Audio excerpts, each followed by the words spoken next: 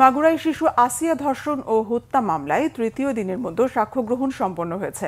মামলায় গুরুত্বপূর্ণ 10 জনের সাক্ষ্য গ্রহণ করে মাগুরা নারী ও শিশু নির্যাতন দমন ট্রাইব্যুনাল। সকালে ঝিনাইদহ জেলা কারাগার থেকে আদালতে নেওয়া হয় প্রধান আসামি হিটু শেখ সহ সব আসামিকে। মাগুরা নারী ও শিশু নির্যাতন দমন ট্রাইব্যুনালের বিচারক এম জাহিদ হাসানের আদালতে শিশু আসিয়ার বড় বোন, স্থানীয় প্রতিবেশী ও ঢাকা দক্ষিণ যুবদলের সদস্য সচিব রবিউল ইসলাম নয়ন সহ 10 জনের সাক্ষ্য নেওয়া হয়। বুধবার নেওয়া হবে মাগুরা ও ফরিদপুর হাসপাতালে চিকিৎসকদের সাক্ষ্য। মোট 37 সাক্ষীর মধ্যে 16 জনের সাক্ষ্য নেওয়া হয়েছে। লিগ্যাল এইড এর নিয়োজিত আসামি পক্ষের আইনজীবী সোহেল আহমেদ আজ সাক্ষীদের জেরা করেন।